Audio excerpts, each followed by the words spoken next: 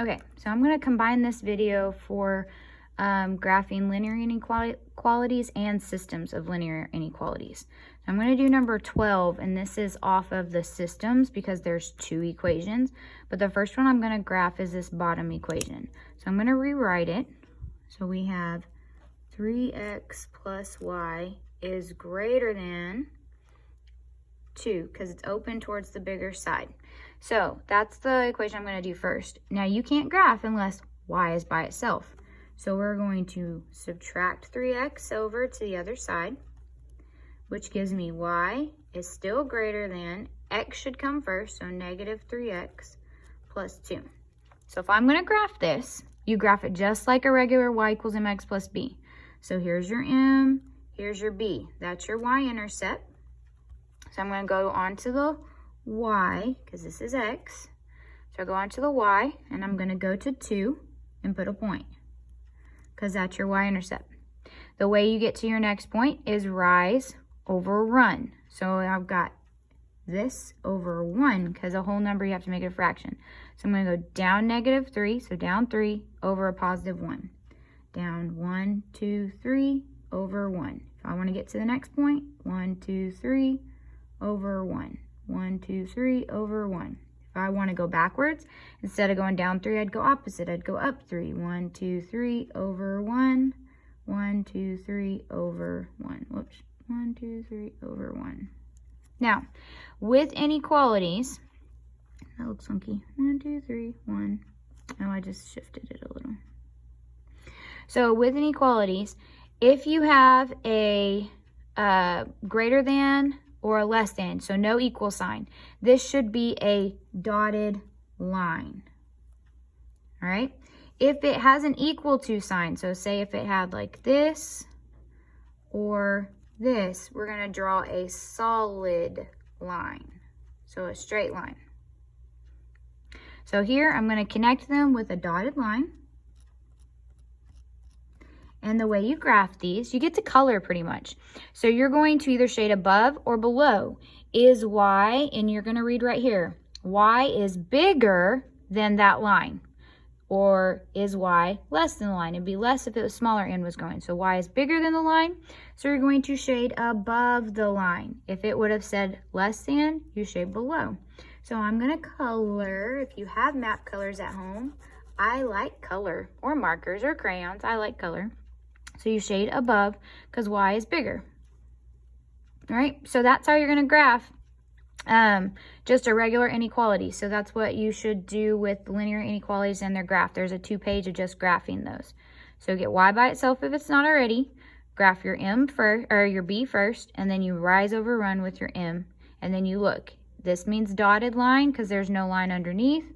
If you have one of these symbols, you're going to have a solid line. And then you'll shade above it or below it, depending on is y bigger than the line or less than the line. And it'll have points where you can check. So like if you were to plug in 0, 0, if I plug in 0 right here, so say I'm going to test a point. Test point. 0, 0. So if it's true, it should be shaded. If it's false, it shouldn't be in the shade. So if I put 0 in here, 0 for y, greater than negative 3, 0 for x, plus 2. Well, negative 3 times 0 is 0, so that goes away. 0 greater than 2. Is that true? 0 is not bigger than 2. So that's false, so it shouldn't be shaded. Shouldn't be shaded. Well, if I look over here, is 0, 0 shaded? No. Something up here. So if I pick any point above that line, I can plug it in over here and it would be true. Any point above. 0, 0 is the easiest one because it wipes out numbers. Okay, so that's how you graph one. So if you have a system, all you do is you put both equations on the same line. So I use a different color. So there's this one's my purple. And so I go with the other one and I'll use red. Okay, so now I'm going to get y by itself here. So I have x over 2, or 1/2 x, because remember you prep your equation, minus 5 greater than negative 6y. So all you have to do is get y by itself. So to get y by itself, I just divide by negative 6. divide by negative 6, divide by negative 6. So you have a fraction that's being divided by negative 6, which you can change that to a decimal and just do 0.5 in your cell phone if you don't have a calculator at home, divided by negative 6, and decimals will work as well. So we're going to have y. And when you divide by a negative, you don't do what I just did. If you divide by a negative, you need to flip the sign. So it's not pointed at y anymore, it's pointed away. When you divide by a negative, you have to flip the sign. So it can't point towards y anymore, it has to point the other way. And then 1/2 divided by 6, negative 6. 1/2 divided by negative 6 is going to be 1/12, negative 1/12, I believe. See, okay, so if you wanted to do it this way, alpha y equals, if you have a calculator at home, 1/2 divided by negative 6 gives you a negative 1/12, okay? Negative 1/12 x, and a negative over a negative is a positive 5/6. So this is going to give us a decimal. So we're just going to estimate what it would look like for this, because you're going to have a decimal, so that's okay for these. So 5/6 is going to be around 0.8, so not even 1. So this is a positive, almost positive 1. So we're going to go right here and put a point. And then we go down 1 over 12.